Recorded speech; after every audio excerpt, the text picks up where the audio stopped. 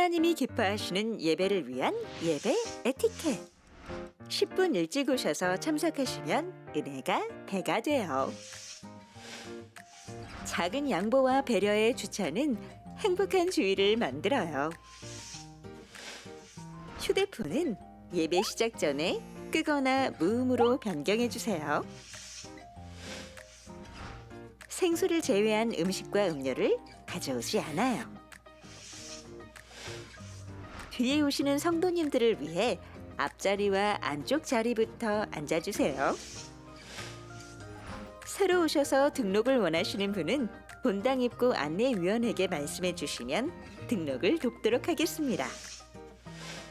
작은 실천으로 우리 함께 은혜롭고 온전한 예배를 만들어가요.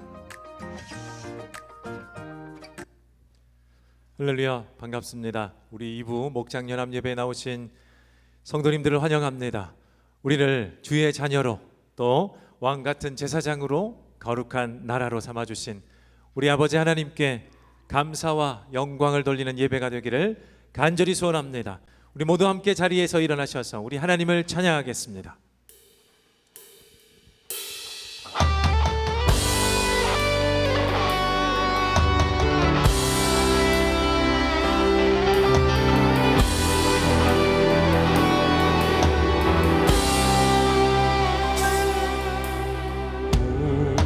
우리 주는 위대하며 능력이 많으시도다. 그의 지혜 무궁하며 인자는 영원하도다. 상자를 고치시며 상처를 싸매시도다. 별들의 수를 세시며 이름을 붙이셨도다. 그가 구름으로 하늘을 덮으시며 땅을 위하여 비 준비하시니 그가 구름으로 하늘을 덮으시며 땅을 위하여 비 준비하시니 예루살렘아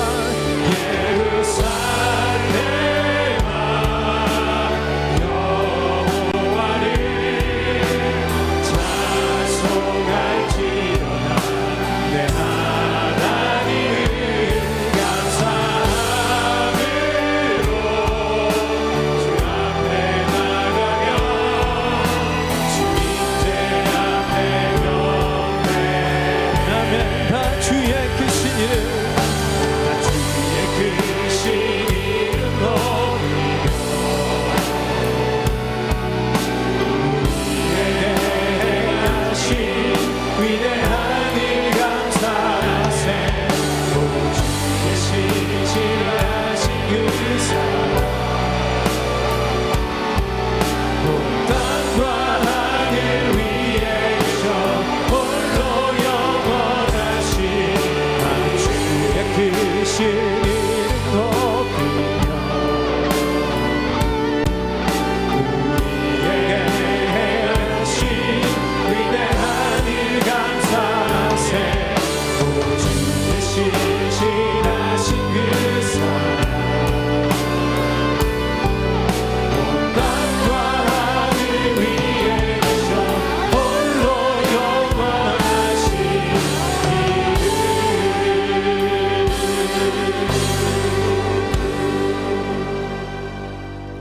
사도신경으로 우리 신앙을 하나님 앞에 고백합니다.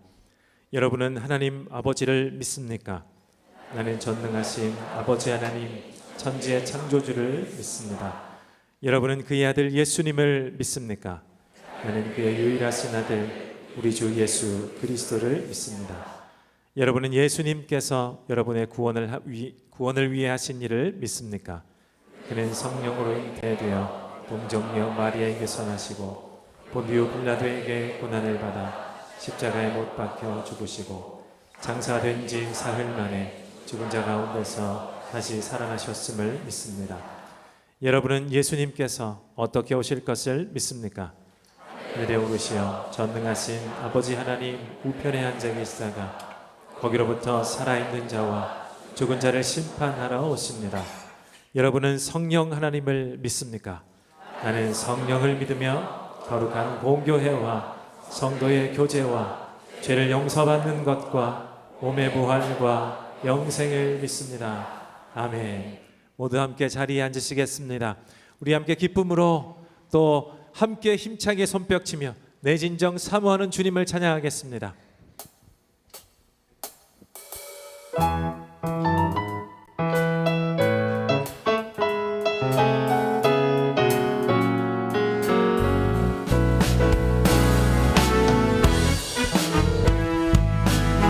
우리 힘차게 주님 찬양합니다.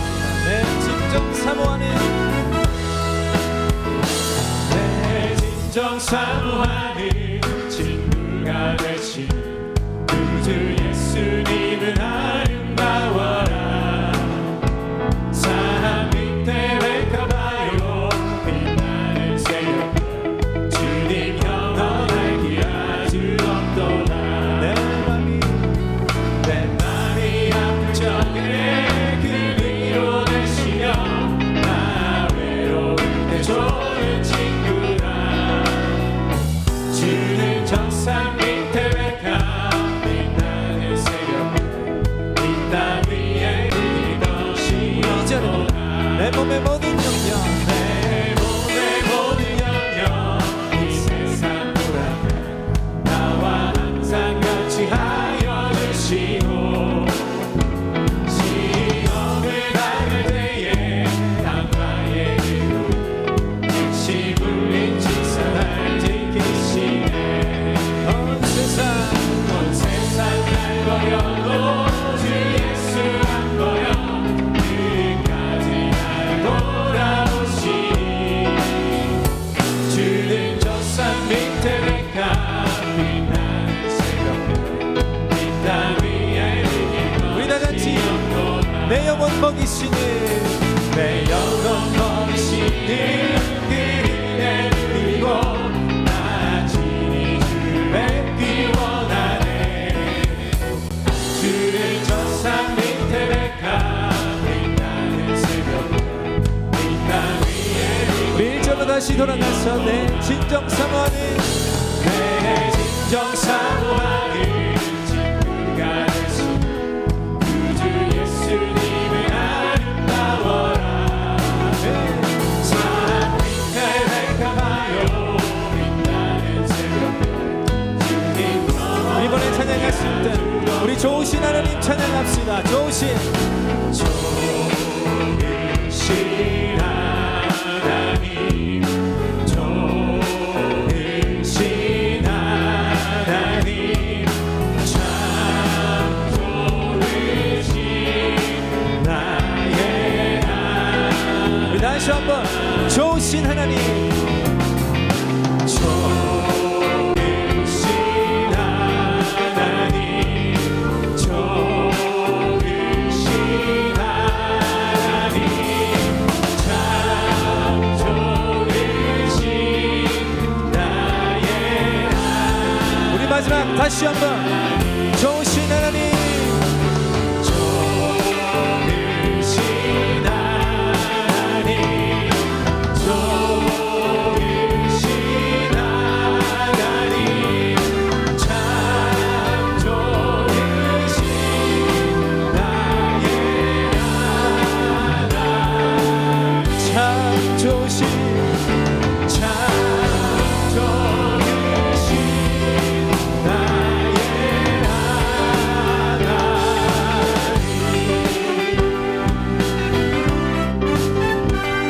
우리 참 좋으신 하나님께 영광의 박수를 올려드립니다. 할렐루야.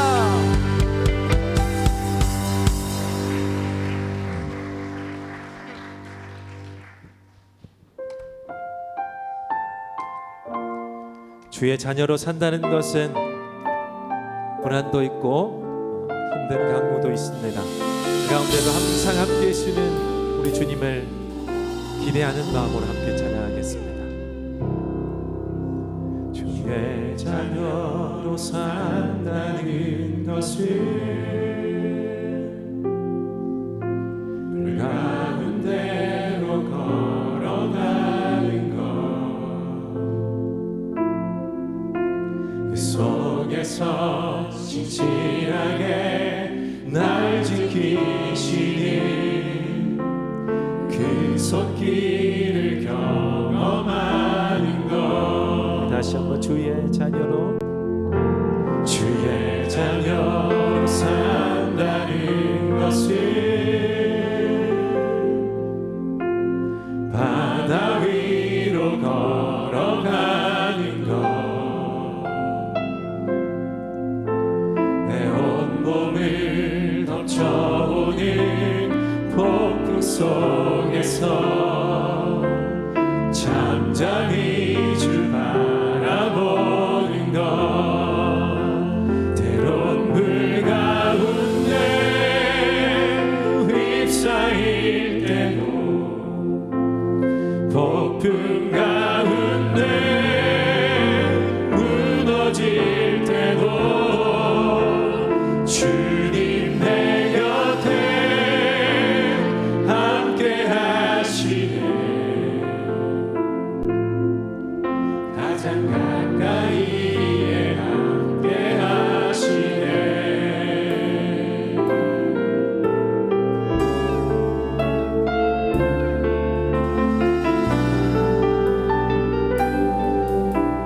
다시 한번 찬양하겠습니다. 주의 자녀로 산다는 것은, 주의 자녀로 산다는 것을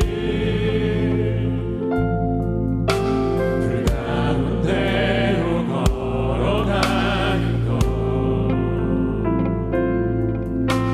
그 속에서 진실하게 날 지키시는 그 손길을 경험하는 것. 아멘. 주의 자녀로 산다는 것을 바다 위로 걸어가는 것, 내 온몸을 덮쳐오는 폭풍 속에서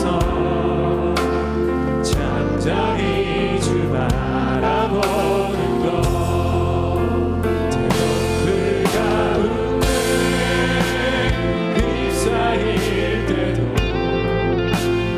폭풍 가운데 무너질 때도 주님 내 곁에 함께 하시네.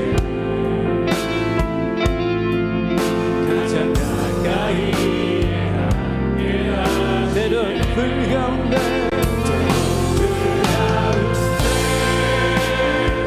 휩싸일 때도 폭풍 가운데 무너질 때도 주님 내 곁에 함께 하시네. 가장 가까이에 함께 하시네. 우리 다시 한번 주의 자녀로 산다는 것을, 자녀로 산다는 것을 나도 그를 용납하는 것, 나도 그를 용납하는 것,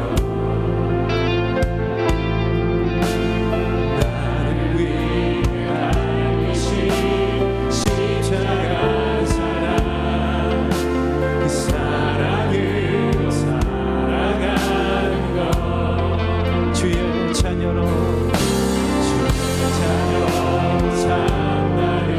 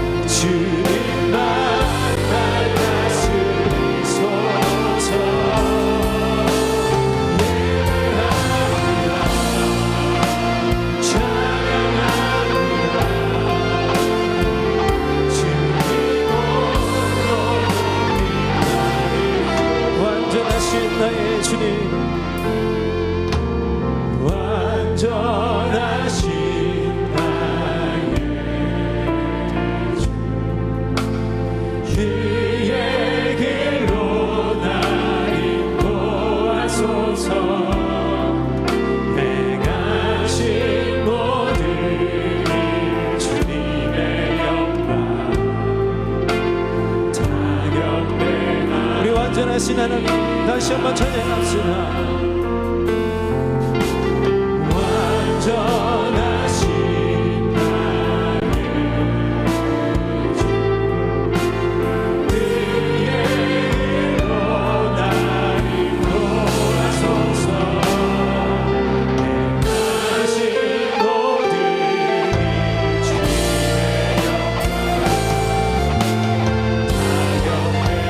우리 전심으로 찬양합시다. 예배합니다. 예배합니다. 찬양합니다. 주님만 날 다스리소서. 예배합니다. 찬양합니다. 주님 우리의 예배를 받아주시옵소서. 예배합니다.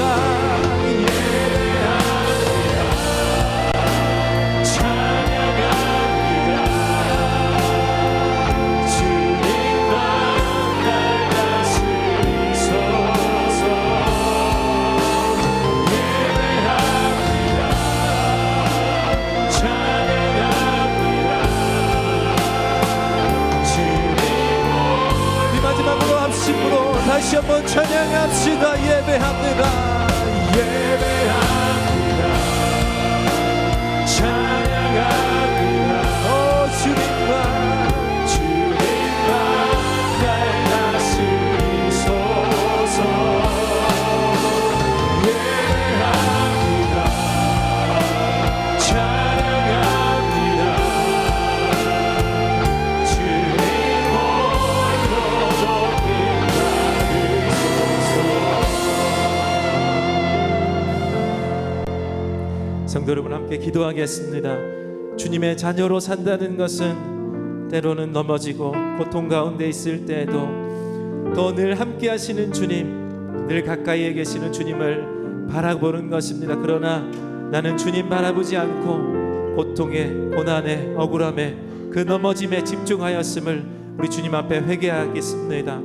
하나님, 나의 이 근시안적인 이 눈을 하나님 앞에 내어놓사오니, 이 짧은 생각을 내어놓사오니 하나님 용서하여 주시고 다시금 주님을 바라보는 내가 되게 도와주시옵소서. 그리고 예배의 깊은 곳으로 들어가 말씀함을 하시는 하나님, 그 말씀으로 임하시는 그 하나님을 배웠고 다시 눈을 들어 주를 바라보게 하옵소서. 이 두 가지의 제목을 가지고 우리 합심하여 함께 기도하겠습니다. 하나님, 오늘도 나를 주의 예배 가운데 불러주시니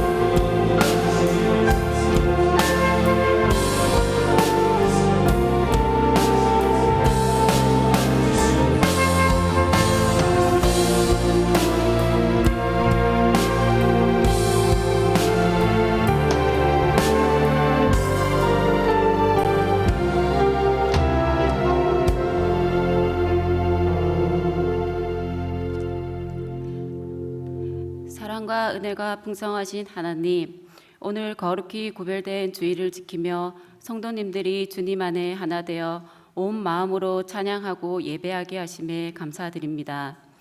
지난 한 주간 저희의 삶을 돌아볼 때에 주님의 말씀에 순종하지 못하고 세상의 염려와 유혹에 흔들리며 내 경험, 내 생각대로 살아온 저희의 죄를 고백합니다. 저희의 모든 허물과 죄를 예수님의 보혈로 깨끗이 씻어 주시옵고 정결한 마음으로 새롭게 하여 주시옵소서. 우리의 모든 형편을 아시는 주님, 경제의 어려움, 육신의 병으로 고통받는 이들, 관계의 어려움 속에 있는 이들의 마음에 주님의 평안과 회복과 치유의 은혜를 부어 주시옵고 이 시간을 통해 믿음이 더욱 견고해지게 하여 주시옵소서. 은혜샘물교회가 복음을 전하며 영혼 구원하여 제자 삼는 건강한 생명 공동체로 세워져 가게 하시고 289개 목장을 통해 하나님을 깊이 경험하게 하시고 목장에서 VIP를 품고 기도함으로 영혼 구원의 기쁨을 경험하게 하시옵소서. 주님이 부르신 곳에서 복음을 전하며 섬기는 선교사님들의 건강과 안전을 지켜주시옵고 날마다 새 힘을 부어주셔서 사역 가운데 많은 영혼이 주님께로 돌아오는 역사가 있길 소망합니다. 오늘은 선한 울타리 사역과 입양사랑주일로 섬깁니다. 선한 울타리와 함께하는 자립 청년들의 마음을 주님께서 붙들어 주시옵고 외로움과 두려움 가운데 있을 때에도 내가 너와 함께한다 말씀하시는 하나님의 위로를 깊이 경험하게 하시고 선한 울타리를 섬기는 모든 손길 위에도 은혜를 더하여 주셔서 섬김 하나하나가 청년들에게 희망의 울타리가 되게 하여 주시옵소서. 우리를 하나님의 자녀로 불러주시고 조건 없는 사랑으로 품어주신 은혜에 감사합니다. 입양을 통해 새로운 가족이 되어 살아가는 모든 가정 위에 주님의 평안과 사랑을 더하여 주시옵고 서로를 이해하고 믿음 안에서 하나 되어 사랑으로 자라가게 하옵소서. 입양을 준비하는 가정들에게도 지혜와 용기를 주시옵고 보호가 필요한 아이들에게 따뜻한 가정과 선한 만남을 허락하여 주시옵소서. 말씀을 전하시는 윤만선 목사님 영육 강건케 하시고 성령 충만함으로 말씀에 성령을 힘을 부어주셔서 말씀을 듣는 데에서 끝나는 것이 아니라 한 주간 주님의 말씀을 신철하며 살아가는 우리가 되게 하여 주시옵소서. 감사드리오며 이 모든 말씀 살아계신 예수님의 이름으로 기도드립니다. 아멘.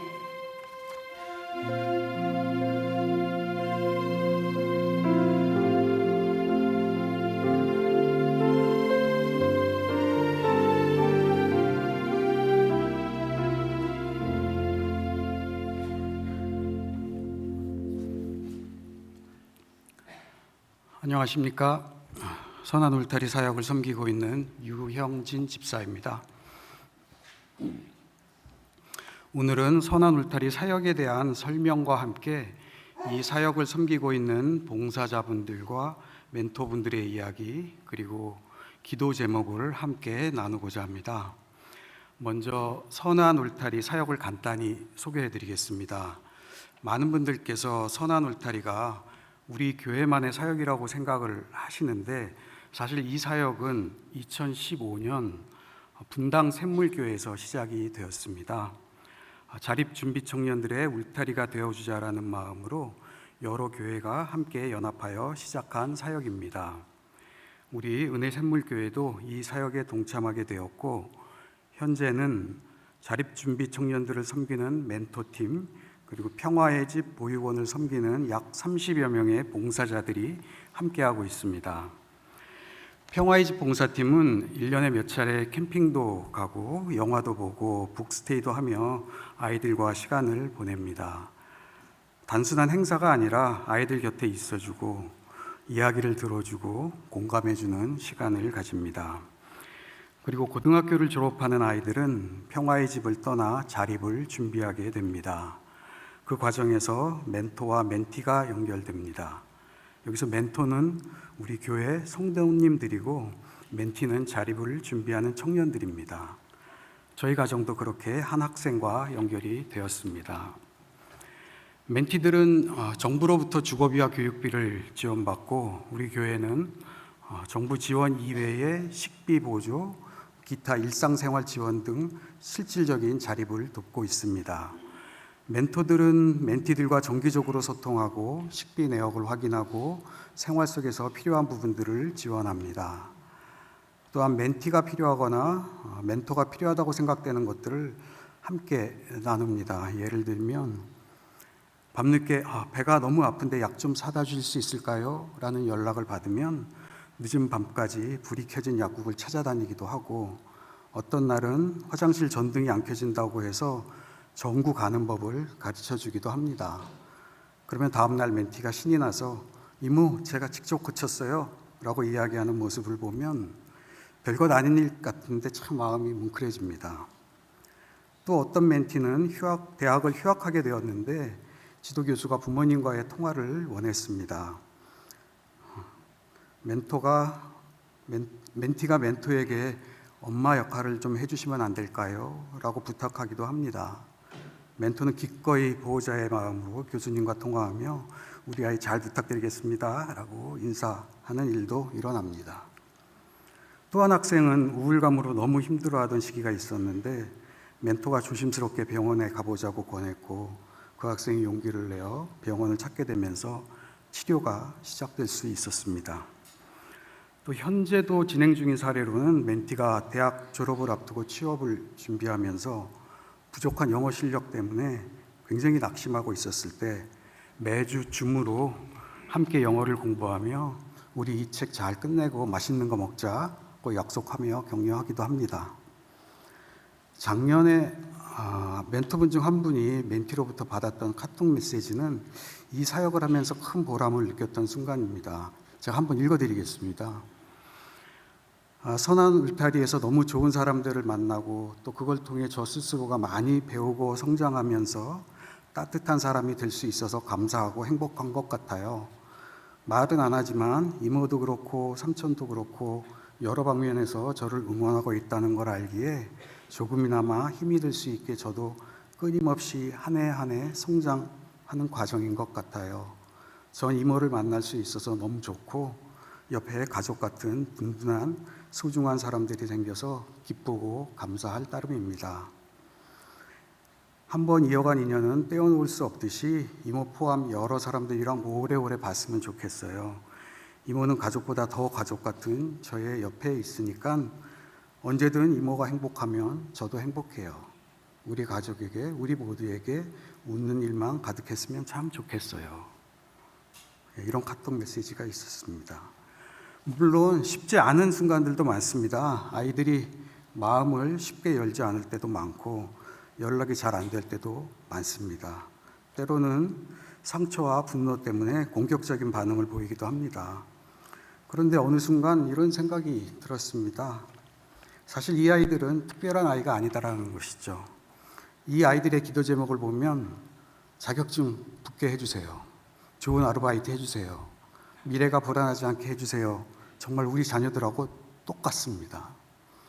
연락 안 되고 숨기는 것도 많고 어떤 날은 대견하고 어떤 날은 속상하고 그래도 계속 마음이 쓰이는 그냥 우리 아들, 딸 같은 아이들입니다. 저희 선한 울타리 팀은 느낍니다. 아이들이 조금씩 변하고 있다는 것을 느낍니다.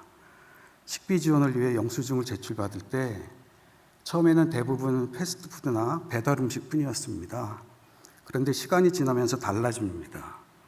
조금씩 식재료를 사기 시작하고 생활도 정리가 되고 영수증도 정돈되어 갑니다. 이게 아주 작은 변화 같지만 사실은 그 안에서 아이들이 성장하는 것을 봅니다. 그리고 저희는 압니다. 이 모든 것이 하나님의 은혜라는 것을 압니다. 한 멘토빈이 이런 말씀을 하셨습니다. 선한 울타리를 통해 환대와 받아들여짐을 배우고 있다고 말씀하십니다. 예수님께서 먼저 우리를 자녀로, 친구로 받아들여 주셨고 돌아보니 인생의 곳곳에서 누군가의 크고 작은 환대를 누리며 살아오고 있었구나. 그리고 우리에게 환대와 기쁨의 대상으로 멘티를 보내주셨구나라는 생각이 들었다고 하십니다.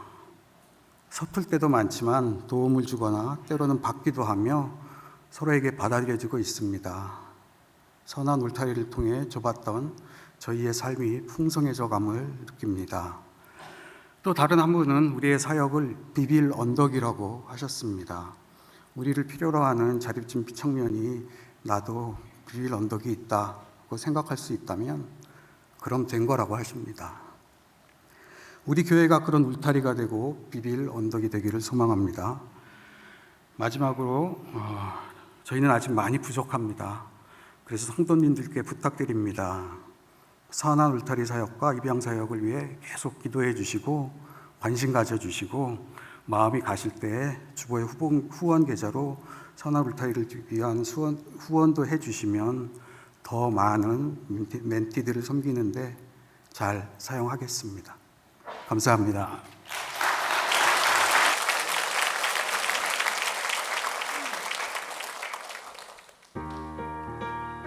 (5월의) 네 번째 주일 합심 기도 제목입니다. 오늘은 선한 울타리 입양 사랑 주일입니다. 성도님들의 관심과 기도로 시작하여 열심히 사역하고 있는 두 기관을 위하여 다음과 같이 함께 해주세요. 선한 울타리 팀은 7명의 자립준비 청년들의 지속적인 자립 지원을 위해 주보에 게시된 전용 계좌로 성도님들의 후원을 요청드립니다.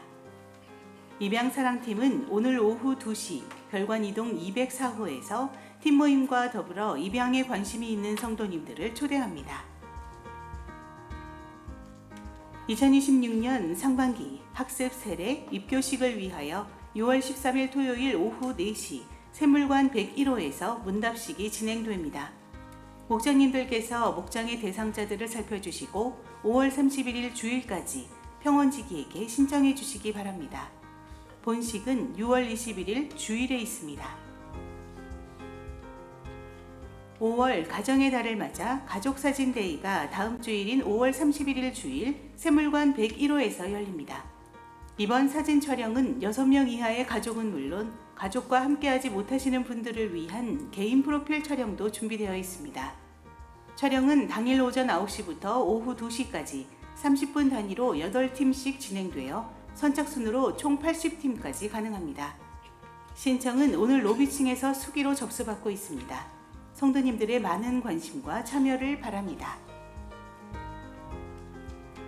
예수영전 모임이 6월 20일 토요일 오후 4시 은혜관 5층 주영도서관에서 진행됩니다. 목장에서 예수영전 모임이 필요한 모든 분들을 초대해 주시기 바랍니다. 문의는 각 평원지기에게 해주세요. 2026 가정예배 세미나가 Good Father, Good Family라는 주제로 6월 7일 주일 오후 4시 안데우콜에서 열립니다. 가정예배를 즐겁고 쉽게 지속적으로 드리고자 하는 부모님들의 적극적인 참여를 바랍니다. 자세한 내용은 주보를 참조해 주시고 신청은 주보의 QR코드를 통해 온라인 신청을 해 주시기 바랍니다. 금주의 교인 소식입니다. 기타 소식은 주보를 참조해 주시기 바랍니다. 네, 반갑습니다. 삼부 목장연합 예배 나오신 성도님들 환영합니다. 우리 옆에 있는 분들과 이렇게 한번 인사했으면 좋겠습니다. 당신은 누군가의 기댈 언덕입니다. 이렇게 한번 축복할까요? 당신은 누군가의 기댈 언덕입니다. 오늘 유영진 목사님 통해서 선한 울타리 사역에 대한 소개와 함께 귀한 은혜 나눔 들으면서 참 우리에게 잊혀졌던 그러나 너무 소중한 표현과 단어들을 또 한번 붙들게 하셔서 너무 감사합니다. 우리 모두는 누군가의 기댈 언덕이 필요한 사람들이고 누구보다도 예수 그리스도가 우리의 기댈 언덕이 되심을 믿습니다. 오늘 입양 사랑주일이기도 합니다. 우리 모두가 사실은 또한 하나님 우리를 양자 삼으신 하나님의 나라에 입양된 자들임을 우리가 기억하면서 특별히 우리 공동체 안에 입양팀을 또 이렇게 섬기면서 함께 입양 가족이 되어서 우리 입양된 자녀들을 그리스도의 자녀로 어떻게 양육해 갈 것인가 함께 지혜를 모으며 주의 도우심과 은혜를 구하는 이 사역 가운데 우리 성도님들 관심 가져주시고 또 입양을 기도하며 준비하고 있는 가정들이 실질적인 도움을 또 응원을 받는 그런 모임들로 계속 이어져 가기를 또 기대하고 소망합니다. 후원해 주시고 함께 기도해 주시기를 부탁드리고 또 문 두드려 주셔서 우리 보육원 방문을 2달에 한 번씩 가고 있습니다. 사실 그 아이들이 이제 자립 청년이 되어서 사회로 나올 텐데 그들과의 관계를 지속적으로 이어가고 그들이 한 사회의 시민으로 또 더 소망하기는 그리스도 안에 하나님의 사랑받는 자녀로 잘 세워져 갈 수 있기를 응원하고 함께 기도합니다. 그 외의 교회 소식들을 잘 살펴주시고 오늘 우리에게 주시는 하나님의 말씀은 창세기 37장 1절에서 11절 말씀입니다. 우리 한 절씩 교독하겠습니다. 야곱은 자기 아버지가 몸부쳐 살던 땅, 곧 가나안 땅에서 살았다.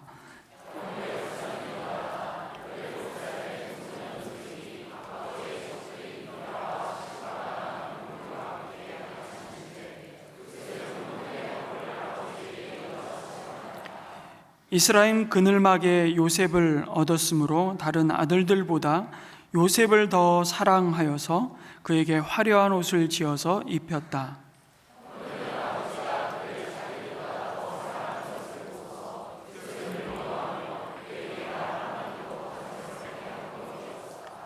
한 번은 요셉이 꿈을 꾸고서 그것을 형들에게 말한 일이 있는데 그 일이 있은 뒤로부터 형들은 그를 더욱더 미워하였다.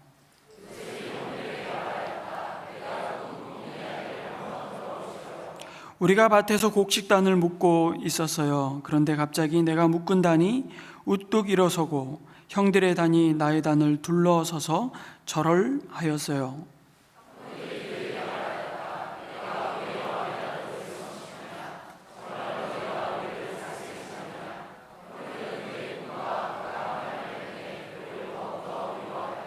얼마 뒤에 그는 또 다른 꿈을 꾸고 그것을 형들에게 말하였다.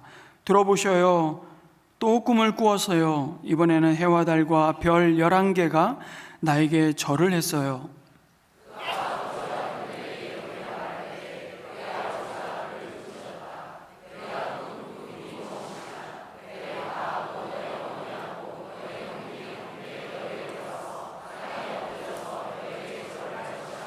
같이 읽습니다.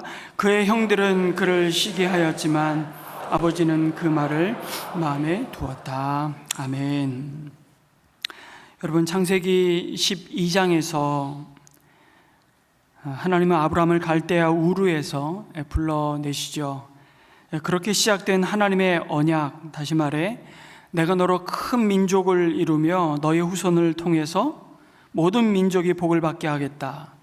그리고 내가 이 땅을 너에게 주리라고 하신 그 약속이 여러분 이삭과 이제 야곱을 거쳐서 드디어 창세기 37장에서 요셉으로 이어지는 것을 봅니다. 그런데 요셉의 이야기를 시작하기 전에 여러분 36장에서 뜬금없이 에서의 족보를 한 장을 할애해서 아주 길게 말씀하시죠. 그 족보를 통해 한 가지 알게 되는 것이 있습니다. 한마디로 얼마나 에서의 집안이 세상적으로 잘 나갔는지를 보게 됩니다. 반면에 선택받은 야곱의 가문은 4명의 아내에게서 12명의 아들 이름을 나열하면서 아무런 묘사도 설명도 없지요. 에서의 족보와 비교하면 초라하기 그지 없습니다. 뭔가 거꾸로 돼야 좀 할 말이 있을 것 같은데 오히려 야곱의 자식들 가운데는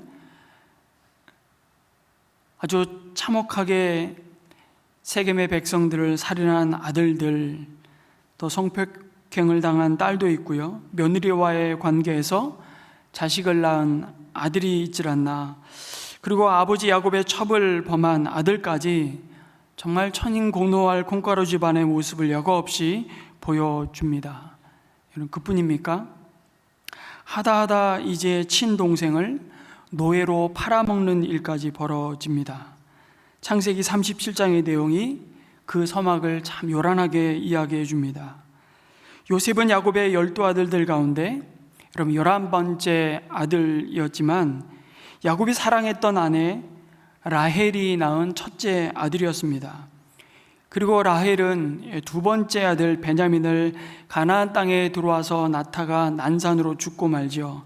그래서 야곱에게 일찍 엄마를 잃은 요셉을 향한 사랑은 남달랐습니다. 야곱이 가장 사랑한 여인, 아니 유일하게 사랑했던 여인이었던 라헬이 자기 곁을 떠나고 가슴 아픈 사랑의 눈물과도 같은 자식이 그 자리를 채우고 있는 겁니다. 그래서 야곱이 사랑했던 라헬에게서 늙음하게 얻은 아들이었기에 다른 자식들보다 더 사랑했습니다. 그러나 그것은 요셉이 다른 형제들로부터 미움과 시기를 받는 원인이 되죠. 그러던 중에 요셉이 꿈을 꾸게 되는데 그 내용을 형들과 야곱에게 말하면서 요셉은 더욱더 미움을 받게 됩니다. 그리고 어느 날 멀리 세겜에서 양을 치던 형들의 소식을 알아오라는 아버지 야곱의 심부름을 받고 떠난 요셉은 그만 형들의 시기와 미움으로 구덩이에 던져집니다. 결국 요셉은 이스마엘 상인들에게 노예로 팔려서 2억 말리 이집트로 향하죠. 그리고 그 사실을 야곱의 자식들은 아버지에게 깜짝같이 속입니다. 아버지가 만들어 입힌 요셉의 채색 옷에 염소의 피를 묻혀 사나운 들짐승에게 요셉이 죽임을 당한 것처럼 꾸밉니다. 참 이 기가 막힌 사건을 통해서 믿음의 가문에 또다시 큰 위기가 찾아옵니다. 그러나 야곱의 역사 속에 거듭되는 이 비극적인 죄악에도 불구하고 하나님은 아브라함에게 약속하셨던 언약을 신실하게 이루어 가시는 은혜를 베푸시죠. 여전히 인간의 지독한 자기중심적인 죄성으로 엉망진창이 된 자리이지만 그 가운데 언제나 은혜의 손길로 간섭하시는, 함께하시는, 그리고 인도하시는 하나님의 은혜로 채워지는 삶이 무려 창세기 50장까지 이어지는 요셉의 삶이었습니다. 그 은혜 아니면 살아갈 수 없음을 고백해 하시는 겁니다.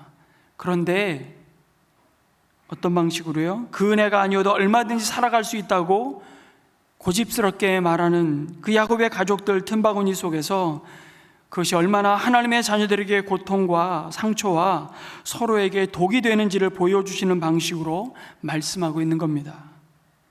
하나님은 계속해서 온 세상을 복되게 하시기 위해 먼저 택하신 이스라엘이 얼마나 형편없고 하나님의 은혜의 통로가 되기에는 부적합한 자들인지를, 아니 얼마나 악하고 거짓된 자들인지를 들추어 내시죠. 그래서 그들의 족보에 정말 자랑할 것이 하나도 없는 정말 구제불능인 자들인지를 숨기지 않고 고발하십니다. 여러분, 누가 야곱의 족보를 보면서 대단한 집안이라고 말하겠습니까? 그런데 바로 그들을 통해 하나님은 구원의 은혜가 흘러가도록 역사하셨습니다. 그것을 우리는 하나님의 놀라운 섭리라고 말합니다. 여러분, 이 섭리신앙은 하나님께서 우리 자신과, 아니 더 나아가 온 인류의 역사와 온 우주를 통치하고 다스리심을 믿는 신앙입니다. 우리 그리스도인은 이 하나님의 섭리를 믿는 사람들이죠. 그런데 이렇게 귀한 섭리의 신앙을 이야기하면서 창세기 37장은 요셉과 형들 사이의 갈등이 점점 심해져서 돌이킬 수 없는 상처와 고통을 낳는 참 불편한 이야기로 시작하는 겁니다. 여러분, 요셉이 형들에게 지독하게 미움을 받죠. 그 이유를 2절에 요셉을 소개하면서 17살 요셉이 아버지의 첩들인 빌하와 실바가 낳은 형들과 함께 양을 치는데 요셉은 형들의 허물을 아버지에게 뭐 했다고요? 일러 바치곤 하였다고 말씀합니다. 형들의 허물이 뭔지는 모르겠지만 아버지의 양들을 치면서 양을 빼돌렸는지, 아니면 양털을 깎을 때면 그 수익을 적당히 감춰서 형제들끼리 나눠 가졌는지, 아무튼 그런 허물들을 요셉이 알게 되었습니다. 그리고 요셉은 그것을 아버지 야곱에게 수시로 고자질했던 것입니다. 여기서 일러 바쳤다는 말은요, 사실 조금은 부정적인 의미를 내포하고 있습니다. 험담했다는 것입니다. 여러분, 험담이 뭡니까? 타인의 흉이나 잘못을 찾아내서, 여기서 중요한 것은 찾아내서 고하는 겁니다.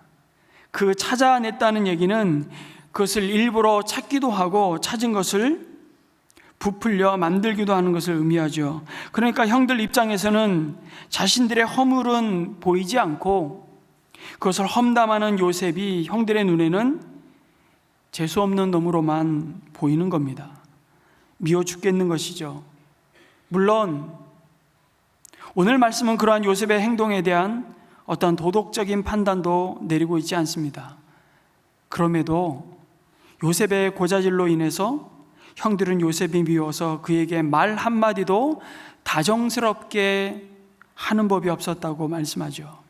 요셉과 형들 사이에 이 미움은 더욱 커져서 시기로 변하고 결국 돌이킬 수 없는 갈등을 불러옵니다.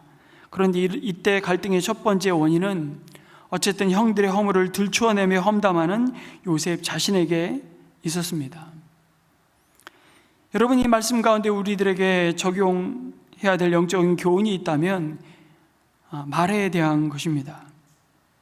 험담, 남의 잘못된 점이나 흉이 될 만한 것을 찾아내어 말하는 것이죠. 말이 그 형제들의 마음에 새겨져서 미움과 증오를 쌓고 또 쌓고 마침내 이 말 때문에 요셉의 형들은 그 동생을 죽이겠다는 마음까지 갖게 만듭니다. 그래서 말이 얼마나 무서운지 모릅니다. 한편으로 말이 얼마나 중요한지 모릅니다. 이것을 신앙적으로 잘 설명한 제프 로빈슨이라는 목사님이 쓴 험담, 그 일상의 언어라는 책이 있는데요. 여러분, 우리가 인생을 살아가면서 이런 책들 많이 나오죠. 죽기 전에 후회하는 10가지, 그런 책들, 그런 글들 아마 많이 읽어보셨을 텐데, 그거 말고요, 우리가 살아있는 동안 일상생활에서 가장 후회를 많이 하는 경우가 뭐냐면 말 때문에 후회한다는 겁니다. 비밀을 지켜야 되는데 비밀을 지키지 못해서 관계가 깨지고, 말 때문이죠. 그러지 말았어야 되는데 지나치게 비판해서, 그리고 자기 자랑을 해서 경청해야 될 자리에 오히려 말을 주도하고 자기 주장을 내세우며 솔직하게 말해야 될 때는 칭찬해야 될 때는, 소신을 가지고 겸손하게 말해야 될 때는 오히려 침묵해서, 그래서 관계가, 공동체가 깨지는 경험들을 합니다. 말이 그렇다는 겁니다. 여러분, 말로 우리 모든 것을 다 드러내고 표현할 수 있습니다. 그래서 말이 리더십의 핵심 중에 하나이기도 합니다.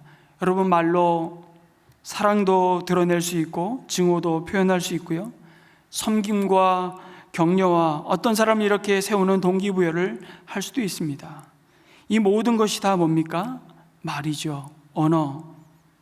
이 말은 그래 사람과 공동체를 사람 무너뜨리기도 하지만 치유하기도 하는 것입니다. 이것이 말의 힘이죠.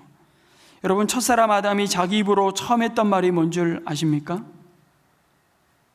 적어도 성경에 기록되고 나타난 아담의 입에서 나온 첫 마디. 하나님이 그 갈빗대를 취해 만드신 아내 하와를 보고 이는 내 뼈 중에 뼈요 내 살 중에 살이로다. 그렇게 하나님이 짝지어 주신 그 아내를 바라보며 감탄했던 세레나데였죠. 그런데 죄가 들어오자 그 인간의 타락이 어떻게 그 말을, 그 대상을 향한 그 표현을 변질시키는지를 성경은 우리에게 말씀하고 있잖아요.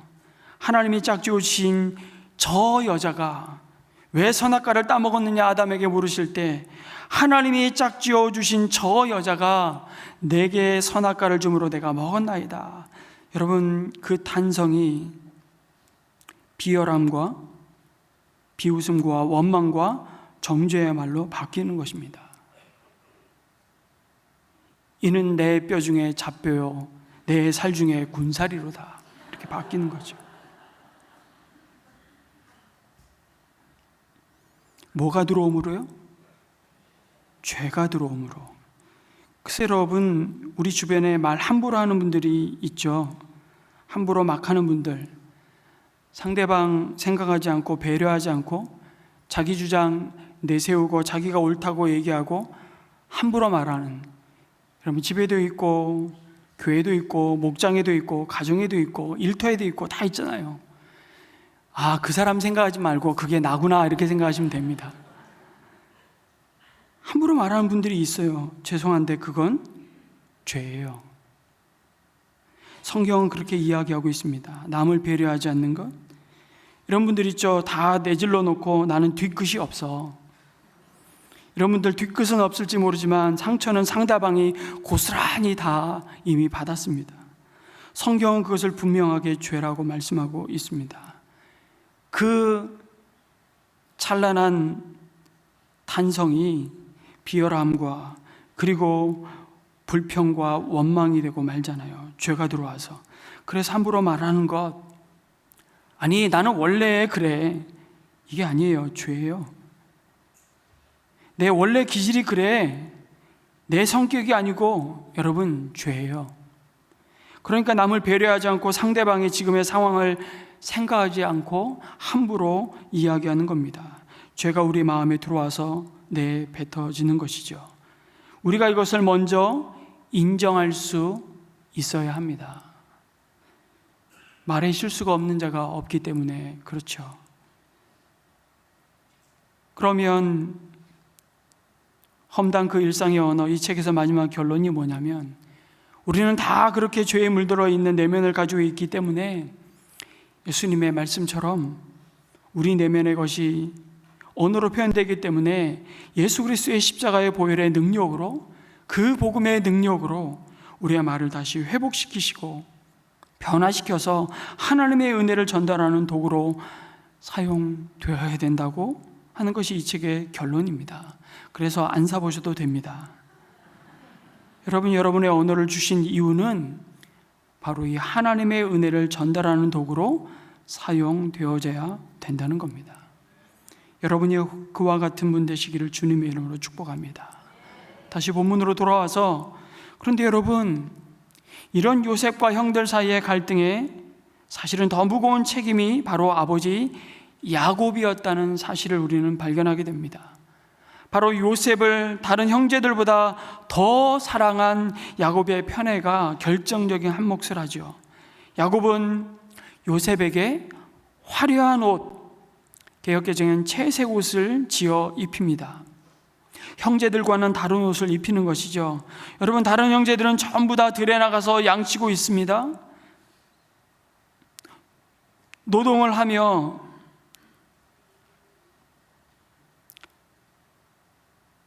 험악한 일을 하기에 맞는 옷을 입고 있는데, 유독 그 아들들 중에 요셉만 채색 옷, 쉽게 얘기하면 노동할 수 없는 옷을 입힌 겁니다. 그런 옷을 입고 와서는 형들이 지금 양치고 농사 짓고 있는데 잘못한 것을 감시하고 있는, 마치 감독관처럼 고자질하고 있는 요셉이 얼마나 미웠겠습니까? 요셉의 편애는, 아니 야곱의 편애죠. 야곱의 편애는 노골적이었습니다. 그러면 그럴수록 야곱의 다른 아들들은 요셉을 더욱더 미워합니다. 야곱의 편애와 형제들의 미움이 아주 끝없이 평행선을 달립니다. 결국 야곱의 편애는 형제와 가족을 파괴시키는 도화선이 되고 말죠. 참 아이러니하지 않습니까? 야곱 자신이, 여러분, 그의 아버지 이삭의 편애로부터 사실은 상처를 받은 자였습니다.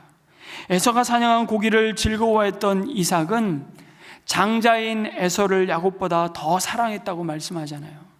그것을 늘 곁에서 보았던 야곱은 결국 형과 아버지를 속이지 않습니까? 그 일로 야곱의 인생은 험악한 삶을 시작했습니다. 돌이켜보면 야곱은 아버지 이삭도 형 에서도 인정하지 않고 받아들이지 않았던 하나님의 약속을 인간적인 방법으로 이루기 위해 몸부림을 치다가 아주 긴 연단의 시간을 지나왔습니다. 그런데 야곱 자신도 그 편애를 통해 자식들의 모든 관계를 찢어놓고 희생자를 지금 만들고 있는 겁니다. 고통받은 자가 다시 그 고통을 물려주고 있는 장면을 보는 것이죠. 여기서 우리가 확인하게 되는 교훈이 뭡니까? 인간이 인간에게 물려줄 수 있는 것이 결코 소망이 되지 못한다는 사실입니다.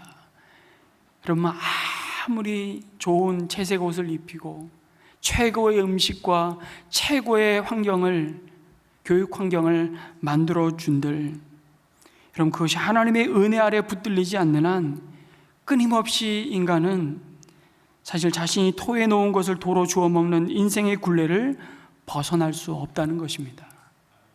그것이 야곱의 삶이었어요.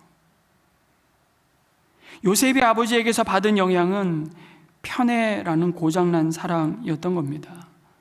오염된 자식 사랑으로 말미암아 때로는 자신의 의사와 상관없이 형들로부터 시기와 늘 왕따를 당하는 것이었습니다. 그런 야곱의 그늘이 요셉에게 남긴 것은 참 아프게도 또 다른 상처였습니다. 야곱은 누구와도 바꿀 수 없는 자식인 요셉을 사랑했지만 자기 방식대로 한 그 사랑이 결국 요셉을 극단적인 위기로 몰아버렸던 겁니다. 문제는 그것을 아버지 야곱도 그리고 당사자인 요셉도 거의 눈치채지 못할 뿐더러 그것에 대한 문제의식이 전혀 없었다는 것입니다. 나중에 보시면 아시겠지만 요셉이 아버지의 심부름으로 멀리 양떼를 치기 위해 세겜으로 가 있는 형들에게 다녀오라고 했을 때 요셉은 주저하지 않고 순종합니다. 여러분, 그 길이 얼마입니까? 자그마치 80여 킬로미터 정도입니다. 걸어서 좋기 3, 4일은 가야 하는 거리이죠. 그 심부름을 마다하지 않습니다. 그런데 자신들의 안부를 확인하기 위해 찾아오는 그런 요셉을 형들은 멀리서 보자마자 망설이거나 고민하는 흔적도 없이 곧장 뭐라고 얘기합니까? 저 꿈꾸는 자가 오는데 바로 죽이자고 말합니다. 그런데 아버지 야곱도 그러고 요셉도 그 정도로 상처와 미움과 증오로 가득 찬 그 요셉의 형들의 마음을 헤아리지 못하고 있었다는 것이 더욱 쓰라린 현실이죠. 만약 그들의 마음을 알았다면 여러분, 야곱이 그토록 아끼고 사랑하는 아들을 그들에게 보냈겠습니까? 그것도 그 먼 길을 혼자 어떻게 보냅니까? 그리고 요셉도 아무리 아버지가 다녀오라고 해도 평소에 말 한마디도 다정스럽게 하지 않는 형들이 잘 있는지 살펴보기 위해 가겠다고 나설 이유가 뭐 있겠습니까? 그러니 야곱도 요셉도 정말 형들의 마음에 씻을 수 없는 깊은 상처와 여러분 미움과 시기가 요셉을 죽일 만큼 자리 잡고 있는지를 전혀 모르고 있는 겁니다. 좋게 말하면 참 성격 좋다고 말할 수 있을지 모르지만 부정적으로 보면 다른 사람이 어떻게 느끼든 다른 사람이 어떤 아픔과 고통을 겪었을까 그런 생각을 해본 적이 없는 겁니다. 여러분, 이 요셉과 그 동생 베냐민을 제외하고요, 사실은 레아와 그 모든 시종들로부터 난 아들들은요, 이 상처가 이미 오래됐어요. 언제부터요? 야복강에서 형님 에서를 만날 때 한 무리씩 먼저 앞서 보내잖아요. 제일 앞에 보낸 무리가 누구였을까요? 이 시종의 아들들입니다. 답이 나오잖아요. 그 다음에 레아, 그 아들들, 그 다음에 라헬, 그리고 마지막 자기가 끝까지 버티고. 그러니까 여차하면 제일 먼저 죽는 게 누구예요? 예, 지금 이 시종의 아들들이죠. 그게 얼마나 큰 상처였을까요? 여차하면 마지막까지 그래도 이 인간은 살려야 된다고 했던 인간이 누굽니까? 요셉과 베냐민이에요. 그걸 다 아는 거예요, 형들이. 이게 하루아침에 이렇게 된 게 아닙니다.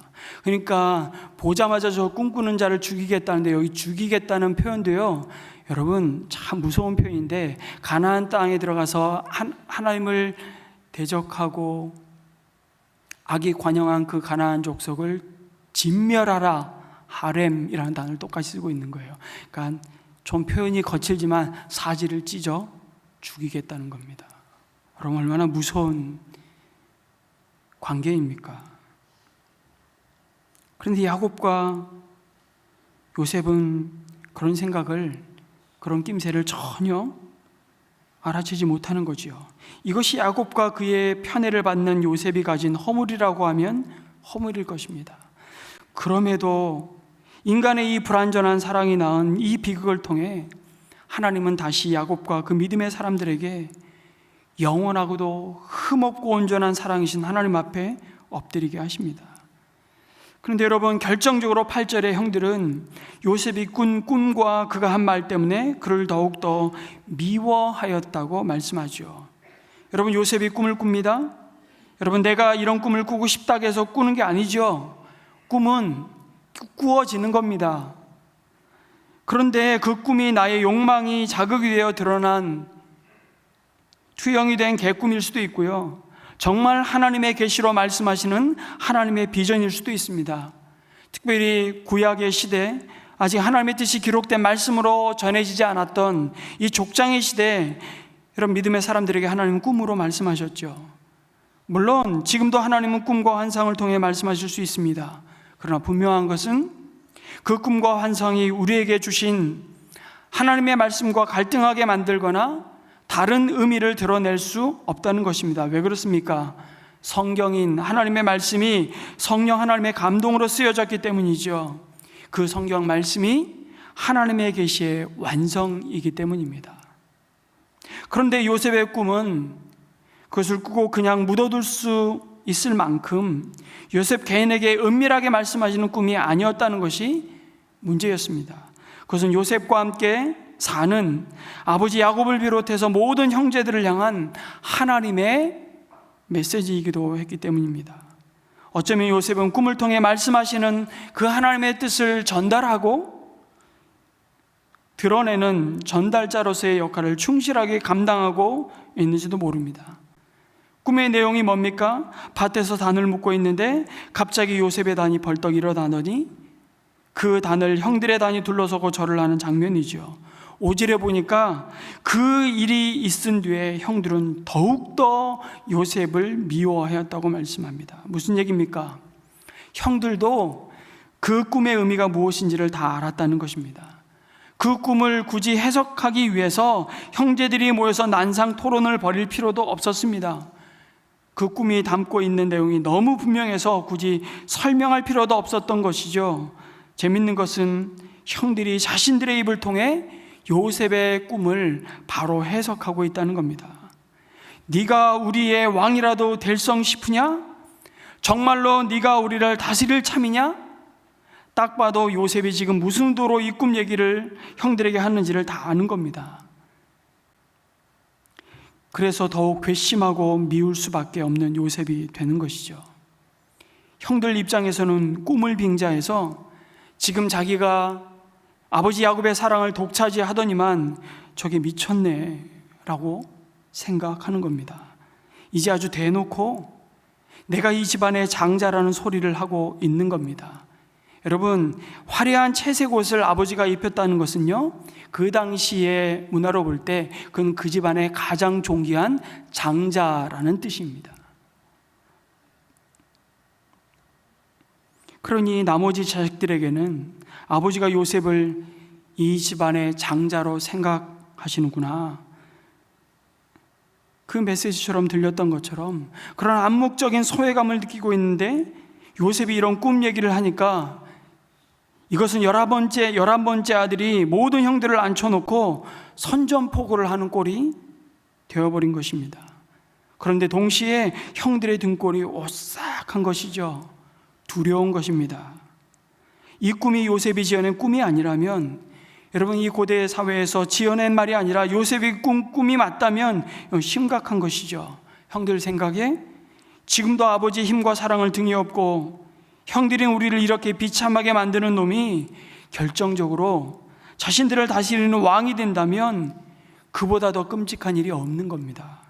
생각하고 싶지도 않은 것이죠. 그래서 형들은 아버지 야곱의 눈이 미치지 않는 그 먼 도단 땅에서 요셉을 만나자 기다렸다는 듯이 저 꿈꾸는 자가 온다, 저놈을 죽이고 저놈이 꿈이 어떻게 되는지 보자고 말하는 것입니다.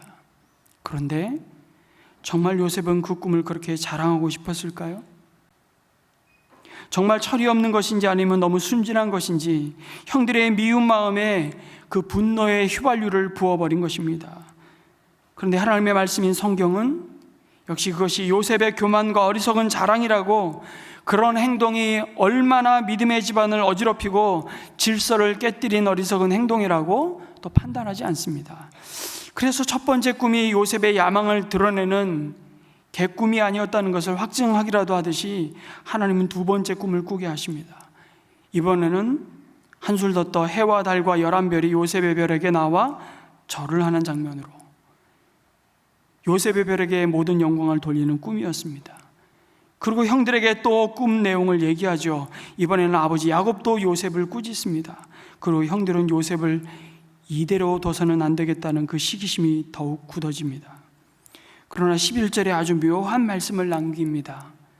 아버지는 요셉의 그 꿈 얘기를 마음에 두었다라고 말씀하시죠. 여러분, 이것은 요셉이 말한 꿈을 하나님의 계시로 생각했다는 것입니다. 야곱은 아는 겁니다. 요셉의 꿈이 자신이 하고 싶은 말을 지어내서 하는 것이 아니라는 것을.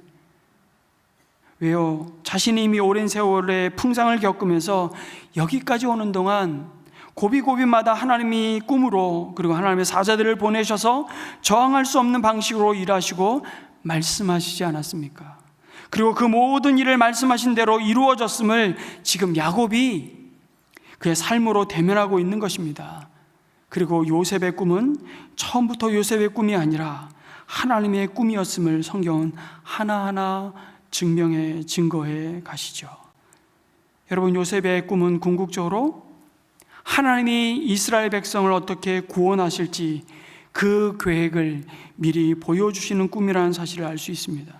요셉의 형들은 자신의 곡식단들이 요셉의 곡식단을 둘러싸고 절한다는 말에 그냥 꽂혀서 마음의 시기와 분노가 치밀어 올랐지만, 여러분 7절에 우리가 밭에서 곡식단을 묶고 있었다는 꿈 내용은 사실 그들의 상황에는 전혀 어울리는 장면이 사실 아닙니다. 그들은 목축을 하는 자들이죠. 유목민입니다. 밭에서 추수행위를 하지 않습니다. 그럼에도 야곱의 아들들이 밭에서 곡식을 거두고 있었다는 것은 그들의 양식과 관련해서 하나님의 특별한 계획이 있다는 뜻이었습니다. 우리는 압니다.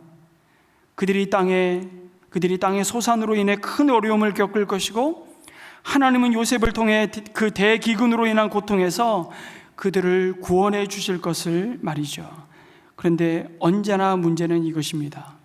우리를 향하신 그 하나님의 큰 그림을 우리는 볼 수 없다는 것입니다. 아니, 그것을 우리 마음에 밀어내고 무시하고 있는지도 모릅니다. 오로지 내가 지금 손에 붙잡고 있는 것만 뺏기지 않으면 됩니다. 내 몫으로 챙겨야 할 것만 놓치지 않으면 하나님의 크신 계획이고 뭐고 별 관심이 없는 것이 우리의 문제이죠. 야곱도 그랬고 야곱의 아들들도 마찬가지였습니다. 그래서 야곱의 아들들이 요셉을 통해 드러내시는 하나님의 꿈을 거부하고 짓밟는 그 죄악의 자리에 섭니다. 그리고 마침내 이 꿈은 결국 그들이 단순히 요셉을 시기해서 그를 죽이고자 했던 죄뿐만 아니라 하나님의 뜻과 계획을 거부하고 그 부르심을 외면함으로 너희들은 하나님의 심판 아래에 놓여진 저주받은 자들, 죽을 수밖에 없는 자들이었음을 드러내실 것입니다. 그러나 여러분, 동시에 그 저주가 변하여 복이 되게 하시는 놀라운 하나님의 은혜와 섭리를 확인하는 꿈이었다는 것을 또한 알게 된 것이죠. 여러분, 그런 의미에서 요셉은 장차 오실 예수 그리스도의 모형이었습니다. 이스라엘 백성이 예수 그리스도를 십자가에 못 박아 죽인 이유가 무엇입니까? 그들 마음에 가득한 시기로 하나님의 언약을 이루기 위해 구원자로 오신 예수님을 보지 못하며 미워하며 배척한 것입니다. 보잘것없는 갈릴리 출신 목수가 하나님의 아들이요 자기들을 구원할 자라는 사실을 알았을 때 그들은 시기심으로 의로운 그를 십자가에 못 박아 죽였습니다. 그러나 예수님은 그 죽음에서 부활하여 온 세상을 구원하시죠. 여러분, 요셉의 삶은 사실은 구원의 이야기입니다.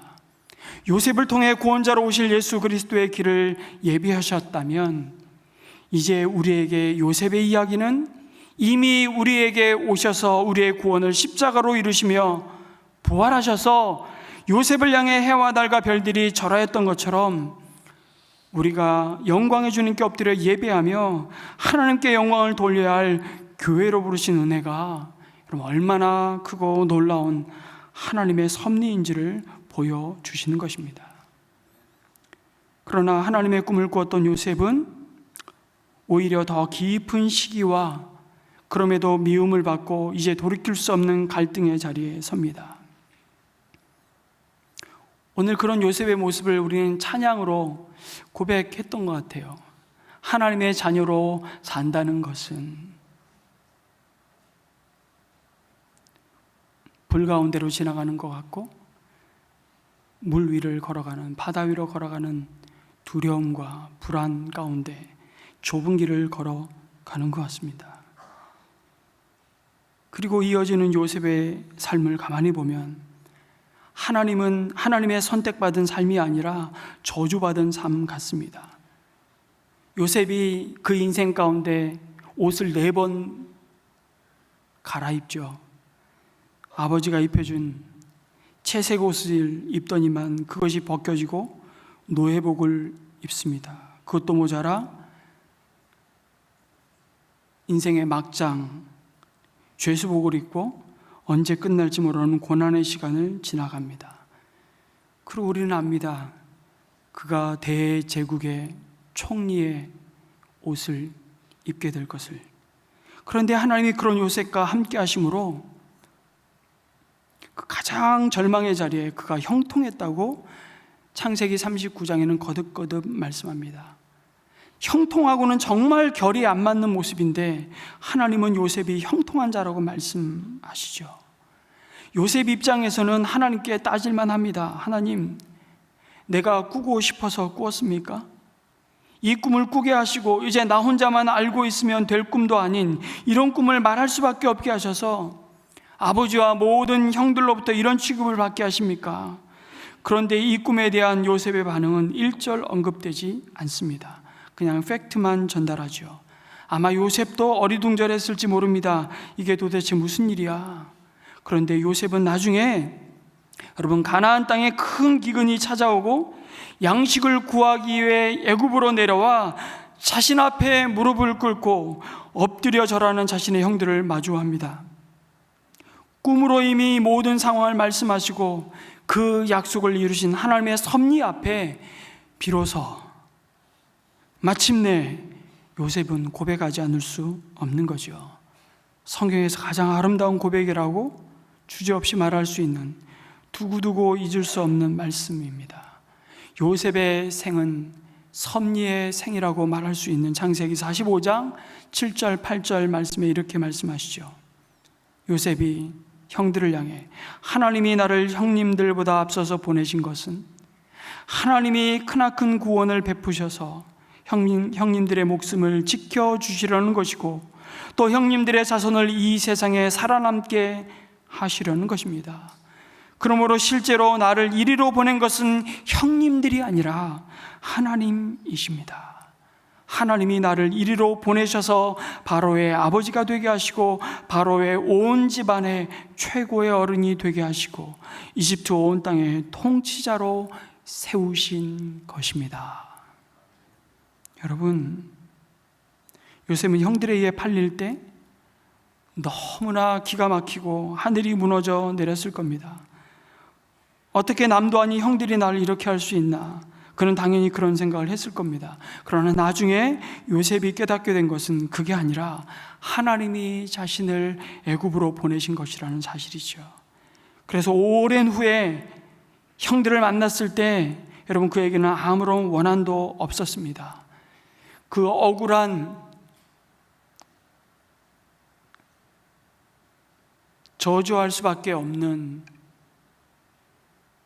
복수할 수밖에 없는 그 형들이 자신을 향해 했던 그 행위들을 다 기억에서 지워졌기 때문에 고백하는 고백이 아닙니다. 요셉의 행동이 아니죠.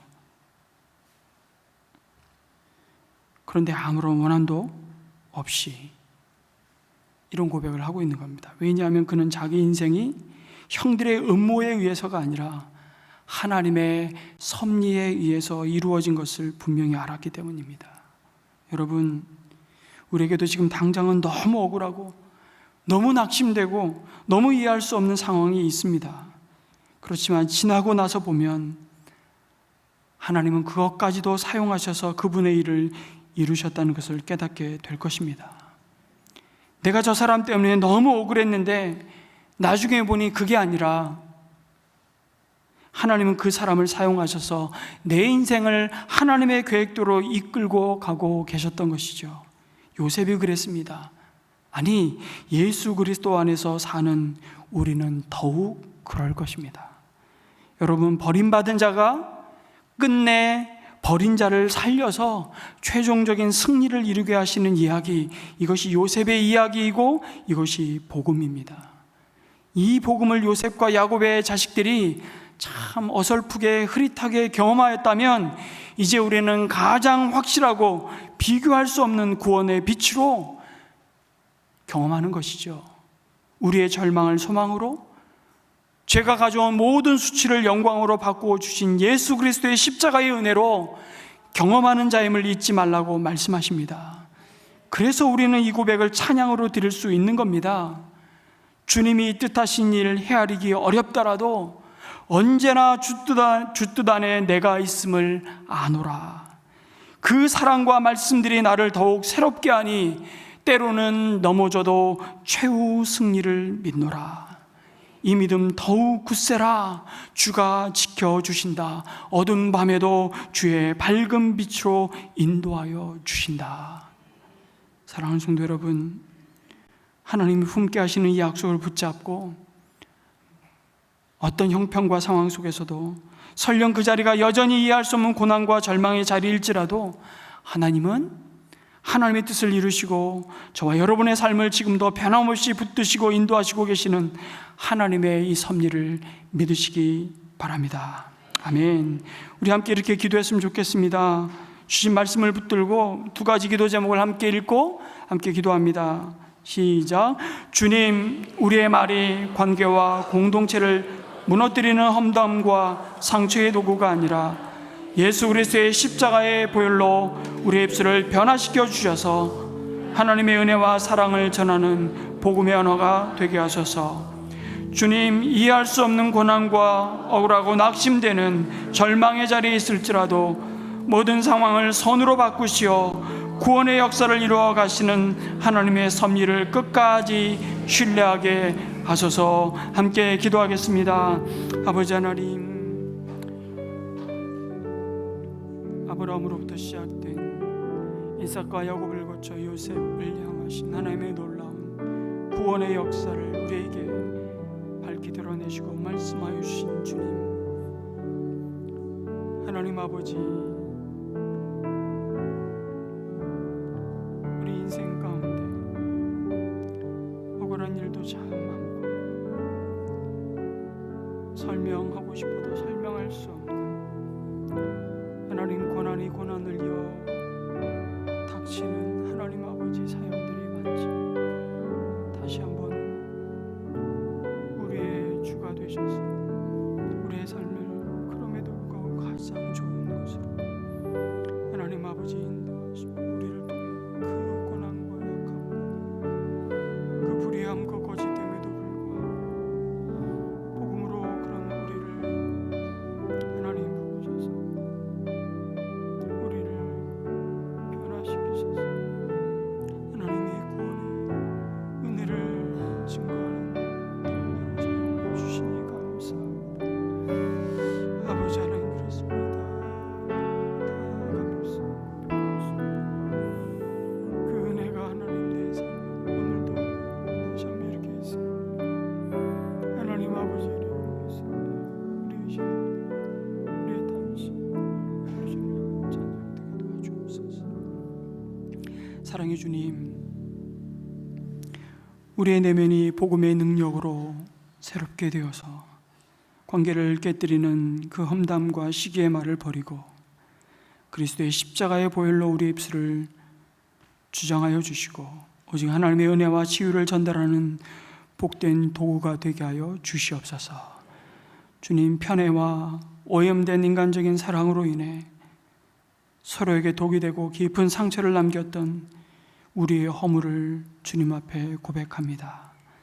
인간의 실패 속에서도 그럼에도 여전히 구원의 은혜를 신실하게 흘려 보내시는 그 하나님의 흠없는 사랑 앞에 온전히 엎드리게 하여 주시옵소서. 지금 내 삶의 자리가 비록 억울하고 낙심되는 절망의 구덩이일지라도 그 너머에 섭리로 역사하시는 하나님의 크신 계획을 믿음의 눈으로 바라보게 하여 주옵소서. 마침내 인간의 죄악과 수치를 영광과 승리로 바꾸실 그 하나님의 주권적인 통치를 신뢰하며 어떤 밤에도 주가 지켜주실 최후 승리를 믿습니다. 굳세게 걸어갈 힘과 은혜를 베풀어 주시옵소서. 예수님의 이름으로 기도합니다. 아멘. 우리 자리에서 일어나셔서 마지막 결단건실의 찬양을 드립니다.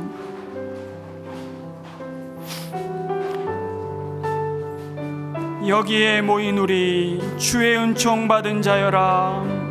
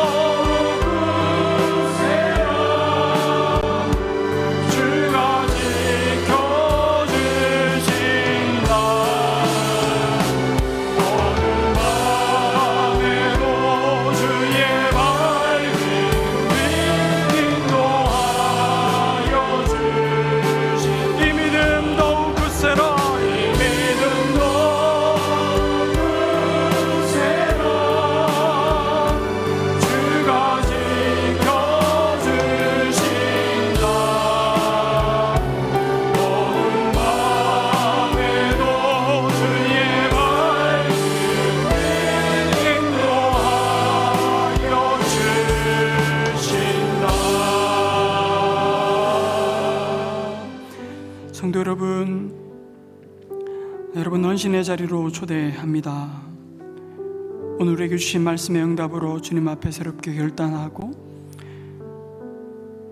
헌신하는 삶의 기도 제목이 있다면 헌신대로 나오시면 축도 마친 뒤에 기도하겠습니다. 이제 평안한 마음으로 세상에 돌아가십시오.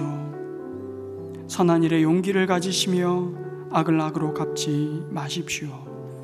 항상 연약한 자를 도우시며 병든 자를 찾아보시며 환난당하는 이웃을 위로하십시오. 모든 사람을 존경하시며 주님께 봉사하고 주님을 사랑하십시오. 모든 일을 믿음과 사랑으로 행하시며 어떤 일에도 소망을 포기하지 마십시오. 그리고 거룩하신 성령께 순종하여 기쁨과 감사의 생활을 해나가십시오. 우리 하나님 아버지는 언제나 어디서나 여러분과 함께 하시며 저와 여러분을 도와주실 것입니다. 이제는 우리 삶의 영원한 주인 되신 예수 그리스도의 크신 은혜와 우리의 모든 삶 가운데 선하신 뜻을 이루어 가시는 하나님 아버지의 크신 사랑하심과 어떤 상황 속에서도 하나님의 섭리를 신뢰하며 살아가게 하시는 성령 하나님의 도우심과 인도하심과 충만하심이